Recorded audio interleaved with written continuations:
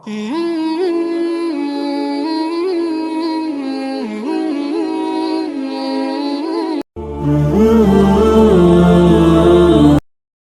ورحمة الله وبركاته. نحمده ونصلي على رسوله الكريم، أما بعد. قال الله سبحانه وتعالى في كلامه القديم: قل يا عبادي الذين أسرفوا على أنفسهم لا تقنطوا من رحمة الله إن الله يغفر الذنوب جميعا إنه هو الغفور الرحيم. آمنا بالله صدق الله مولانا العظيم.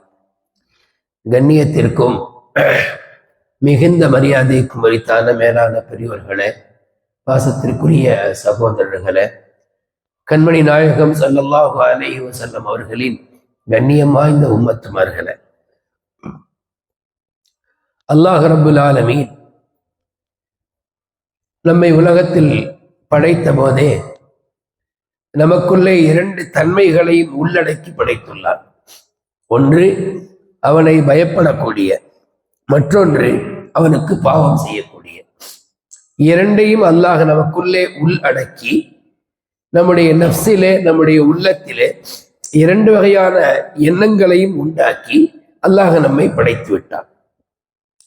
இதற்கு முன்பு வாழ்ந்த சமுதாயம், அதாவது ஜின்கள் ஆகட்டும் அல்லது வேறு படைப்புகள் ஆகட்டும், அவைகள் நம்மை போல அல்லாமல் நம்மை விட சற்று மோசமாக பாவங்களின்பாலும் அல்லாஹுக்கு மாறு செய்வதன்பாலும் ஒரு மிகைத்த அதிகப்படியான கூட்டமாக இருந்தது. அல்லாஹ் ரப்புல் ஆலமீன் மனிதனுக்குள்ளே இந்த இரண்டையும் உண்டாக்கி, இரண்டிலே யார் பாவங்களிலிருந்து மீண்டு தௌபா செய்து அல்லாஹுவின் நெருக்கத்தை அடைகிறாரோ அவர்களை அல்லாஹ் சிறந்தவர்களாக மாற்றுகிறார். கொஞ்சம் யோசித்து பார்க்கிறோம்.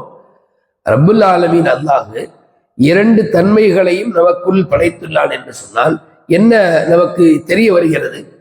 நாம் முழுக்க முழுக்க துன்யாவிலே மலக்குகளை போல வாழ முடியாது. அதற்கான சூழலும் உலகத்தில் இல்லை. நம்மை சுற்றி உள்ள எல்லா சூழ்நிலைகளும் நம்மை பாவத்தின்பால் ஈர்க்கக்கூடிய, இழுக்கக்கூடிய தன்மைகளை கொண்டது. உலகம் அப்படின்னு வந்துட்டாலே அந்த உலகம் என்பது நம்மை ஒரு சோதிக்கக்கூடிய ஒரு இடம் தான். அது ஒண்ணு ராகத்தான இடம் அப்படின்னு சொல்லிட முடியாது. அங்கே பாவங்களின்பால் இழுக்கக்கூடிய காரியங்களை அல்லாஹ் நிறைய உண்டாக்கி இருக்கிறான். அப்ப அதிலிருந்து மீண்டு வர வேண்டியது, அதிலிருந்து தௌபா செய்ய வேண்டியது நம்முடைய கடமை. இப்ப சிலர் எப்படி இருப்பாங்கன்னா, பாவங்களில் அதிகமாக மூழ்கி விட்டு இருப்பார்கள். அவர்களுக்கு ஒரு யோசனை, நாம இவ்வளவு பாவம் செய்து விட்டோமே, அல்லாஹ் நம்மை மன்னிப்பாரா தெரியவில்லை. அந்த மாதிரி அடியார்களை அல்லாஹ் இப்பொழுது இந்த ஆயத்தில் கூப்பிடுகிறான்.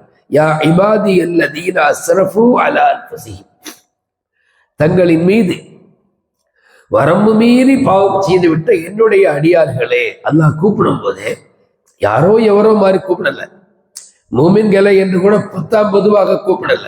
அவன் அழைக்கிற விதமே எப்படி இருக்குன்னா, யா இபாதி, என்னுடைய அடியார்களே. அப்போ அல்லாஹ் நம்மை நாம எவ்வளவு அளவுக்கு அதிகமான பாவங்கள் செய்தாலும் அவன் கைவிட தயார் இல்லை. ஏன்னா அவன் படைத்த அடியார்கள் நாம, அவனால் படைக்கப்பட்ட, அவனால் நமக்கு அந்த ஈமான் உட்பட பல காரியங்கள் கொடுக்கப்பட்ட அடியார்கள் நாம.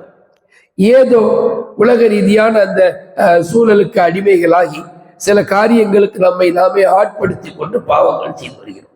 இந்த மாதிரி அடியார்களை அல்லாஹ் அழைத்து, ஓ என்னுடைய பாவத்தில் அதிகமாக ஆகிவிட்ட அடியார்களே, லா தக்னது மின் ரஹ்மத்தில்லா, அல்லாஹுடைய அருளை விட்டும் நீங்கள் நிராசையாகாதீர்கள். அல்லாஹுடைய அருளை விட்டும் நீங்கள் நிராசையாகாதீர்கள். இன்னல்லாஹ யக்ஃபிரு துனூப ஜமீஆ, அல்லாஹ் எல்லா பாவங்களையும் மன்னிக்க தயாரா இருக்கிறான். அப்ப இந்த ஆயத்து இருக்குது, ஹஜ்ரத் அலி ரலியல்லாஹு அன்ஹு சொன்னதாக தஃப்சீரில் வரும். இந்த ஆயத்து குர்ஆனிலேயே மூமின்களுக்கு ரொம்ப ரொம்ப ஒரு ஆதரவு தரக்கூடிய ஆயத்து. அதாவது இந்த ஆயத்தை பற்றி பிடிப்பவர் ஒருபோதும் நிராசையாக மாட்டார். அல்லாஹ் என்ன கைவிட மாட்டான் நம்மள அப்படின்னு. அது மட்டும் இல்லைங்க, இன்னொரு வசனத்துல அல்லாஹ் சொல்வான், யுஹிப்பு தவ்வாபீன் சொல்லுவான். தௌபா செய்யக்கூடிய ஆட்களை அல்லாஹ் விரும்புவதாக கூறுகிறான். அல்லாஹ் என்ன சொல்லல, தௌபா செய்யக்கூடிய ஆட்களின் தௌபாவை ஏற்கிறேன் என்று சொல்லல, தௌபா செய்யக்கூடிய ஆட்களின் பாவங்களை மன்னிக்கிறேன் என்று சொல்லல. அதை தாண்டி, அதை கடந்து அல்லாஹுடைய வார்த்தையை பாருங்கள், யுஹிப்பு தவ்வாபீன், தௌபா செய்யக்கூடிய ஆட்களை அவன் விரும்புவதாக கூறுகிறான். என்ன அழகான ஒரு வார்த்தை, என்ன ஒரு அல்லாஹ்வுடைய கருணையை நாம சிந்தித்து பார்க்க வேண்டும். நாம் ஒருபோதும் நம்முடைய பாவங்களை நினைத்து இதை மன்னிக்க மாட்டானோ என்று நினைக்க வேண்டாம். துன்யாவில் நாம ஒரு முதலாளிக்கு கீழே வேலை செய்கிறோம் என்று சொன்னால், ஒரு பாசுக்கு கீழே நம்ம இருக்கிறோம் என்று சொன்னால், அவர் மிஞ்சி போனால் ஒரு 3-4 தவறுகளை அவர் மன்னிப்பார். அல்லாஹ் ரப்பல் ஆலமீன் 300-400 பாவங்களை நாம் செய்தாலும் அவன் மன்னிப்பதற்கென்று தயாராக இருக்கிறான். ஆனா அதுக்கு ஒரு லிமிட் இருக்கு. அது என்ன லிமிட்னா ஒன்றும் பயப்பட வேண்டாம். அதாவது நம்முடைய மரண தருவாய் வரை அதுக்கு வாய்ப்பு இருக்கு. மரண தருவாயில் நம்ம தௌபா செய்தா அல்லாஹ் ஏற்க மாட்டான். அது நமக்கு தெரியாது. எது தெரியாது? நம்முடைய அந்த மௌத்துடைய நேரம் நமக்கு தெரியாது. அதனால என்ன செய்யணும்? ஹதீஸ்ல வருது, ஒவ்வொரு நாளும் நம்முடைய பாவங்களை அன்று ராத்திரிக்குள்ள நம்ம முடிச்சிடணும், பினிஷ் ஆகிறோம். பகலில் நாம் செய்த பாவங்கள் குறித்து ராத்திரியில் அல்லாஹ்விடத்தில் தௌபா செஞ்சோம். நைட்டு நாம செய்யக்கூடிய ஏதேனும் பாவங்கள் செய்திருந்தால் அது குறித்து காலையில் தௌபா செஞ்சிடணும். என்ன காரணம்? ஏன்னா நான் இப்ப சொன்ன மாதிரிதான், அல்லாஹ் நமக்கு வாசலை திறந்து வைத்திருந்தாலும் கூட அதற்கான லிமிட் என்பது நம்முடைய அந்த மரணம் வரை. மரணம் நமக்கு எப்பொழுது என்ன ஏதுங்கிற நிச்சயமாக தெரியாததுனால அன்னைக்கு நம்முடைய பாவங்களுக்கு ஒரு பேக்கேஜ் ஒரு முடிச்சிடும். அதை நம்ம வச்சுக்கிட்டு இருக்காது. எப்படி சில பொருள்கள் எக்ஸ்பைரி ஆகுமோ அதுக்கு மேல அது பயன்படுத்தக்கூடாது, அதே மாதிரி பாவங்களுக்கான எக்ஸ்பைரி என்பது அன்னைக்கு நாம முடிச்சிடுறது நல்லது. இன்னும் சொல்ல போனால் பாவங்கள் செய்த மறு நிமிடமே நம்முடைய உள்ளத்தில் அப்படி ஒரு வருத்தம் வந்துடும். பாவங்கள் செய்யக்கூடாதுன்னு நம்ம சொல்றதுக்கு வரல. ஏன்னா மனிதனாகிய நமக்குள் அல்லாஹ் இரண்டையும் உண்டாக்கி தான் படைச்சிருக்கலாம். ஆனால் யோசித்து பார்க்கணும், படைத்தவன் எவ்வளவு பெரிய கருணையாளன். நம்மை பார்த்து நீங்க நிராசையாகாதீங்கன்னு சொல்றான்னா அந்த அழகான அந்த இறைவனை நாம கவனத்தில் கொள்ள வேண்டும். நிறைய சம்பவங்கள் நம்ம ஏற்கனவே இந்த சுபுகளை சொல்லியிருக்கிறோம். பனி இஸ்ராயேலுடைய காலத்துல முந்தைய சமுதாய மக்கள்ல ஒருத்தர் மிகப்பெரிய பாவங்கள் செய்தார். ஒரு மூமினான மனிதர். ஒரு கட்டத்துல அவருடைய மரண தருவாயின் போது அவருக்கு என்ன ஏற்பட்டுச்சுன்னா, ஆகா நம்ம இவ்வளவு பாவம் செய்திருக்கிறோமே, அல்லாஹ் நம்மளை மன்னிப்பானா தெரியலையே என்கிற ஒரு வருத்தம் அவருக்கு மேலிட்டது, ஒரு கவலை அவருக்கு மேலிட்டது. அவர் தௌபா செய்யல, ஆனா ஏதோ ஒரு பயத்துல, ரொம்ப என்ன தண்டிப்பானோங்கிற பயத்துல பிள்ளைகளை கூப்பிட்டு இப்படி வசியத்தை செய்தாராம். இப்ப நான் இறந்துட்டா என்ன நீங்க அடைக்கிறாதீங்க பையன. அவர் நினைச்சுக்கிட்டாரு கபர்ல அடக்கப்பட்டாதான் வேதனை நடக்கும் போல. அவர் எப்படி சொன்னாரு, நான் இறந்துட்டா என்ன நீங்க அடைக்கிறாதீங்க, என்ன நீங்க எரிச்சிருங்க, எரித்து சாம்பல்களை அப்படியே கொண்டு போய் காற்றில் பறக்க விட்டு விடுங்கள் அப்படின்னு வசியம் செய்தார். ஏதோ அவருடைய அறியாமையான பயம்தான் காரணம். அவருக்கு ரப்பின் மீது ஏற்பட்ட பயத்தினால எங்க நாம இப்படியே அடக்கப்பட்டு விட்டால் அல்லாஹ்வுடைய தண்டனைக்கு ஆளாகுவோம் என்று பயந்து வசியத்தை செய்தார். பிள்ளைங்க என்ன செஞ்சாங்க? அவருடைய மரணத்துக்கு பிறகு அது மாதிரி செஞ்சாங்க, வசியத்து செய்யப்பட்ட மாதிரி செஞ்சிட்டாங்க. அல்லாஹ் தஆலா காற்றுக்கு உத்தரவிட்டார், அது அப்படியே அவருடைய உடலை கொண்டு வந்தது. ரப்புக்கு முன்னால் நிறுத்தப்படுகிறார். ரப்பு கேட்கிறார், லிம, ஏன் இப்படி செய்தீர்கள்?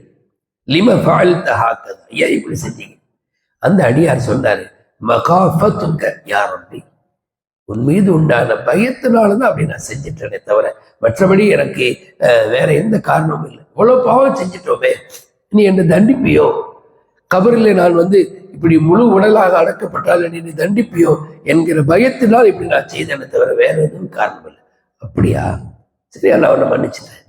அப்போ அந்த பயம், அந்த அச்சம், அதுதான் தௌபா. அல்லாஹ் நம்மளை தண்டிச்சிருவானே அப்படிங்கிற பயம் ஏற்படுது இல்லையா? அப்ப அது அந்த பாவத்தை நினைச்சு நாம வருந்துறோம் இல்லையா?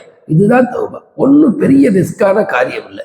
நம்முடைய இபாதத்துகள் ஒரு புறம் இருக்கட்டும், நம்முடைய இபாதத்துகள் ஒரு புறம் இருக்கட்டும், அது நம்முடைய சிறிய பாவங்களுக்கான ஒரு நிவர்த்தியாக போயிடும். பெரிய பாவங்கள் நாம செய்தா அதற்கான வழி இந்த உலகத்தில் எப்பப்பெல்லாம் டைம் கிடைக்கும். நம்ம கை தூக்கி துவா செய்யறோம்ல நம்முடைய தேவைகளுக்காக, அந்த தேவைகளை கேட்கறதுக்கு முன்னால பாவங்களை மன்னிக்கும்படி கேட்டுக்கணும். நிறைய உதாரணங்கள். சுலைமான் அலைஹிஸ்ஸலாம் அவங்க அல்லாஹ்விடத்தில் ஆட்சியை கேட்கிறாங்க இல்லையா? ஆட்சியை கேட்கும் முன்பு எப்படி சொல்றாங்க? ரப்பி ஃபிர்லி, ரப்பே என்னை மன்னித்தல். நபிமார்கள் பாவம் செய்யக்கூடியவங்க இல்லை. ஆனா நமக்கு இந்த துவாவுடைய ஒரு அதப, ஒரு ஒழுக்கத்தை கற்றுத்தர்றாங்க. என்னைக்கும் நாம கையேந்தி துவா செய்கிற போது முதல் எடுத்த உடனே அல்லாஹும்ம ஃபிர்லி தம்பி, என்னுடைய பாவத்தை மன்னித்தருள் அப்படின்னு கேட்டுட்டு அதுக்கப்புறம் நம்முடைய தேவைகள் கண்டிப்பாக இருக்கும் பல, அதை நம்ம கேட்டுக்கணும். அப்ப என்ன உண்டாகும்?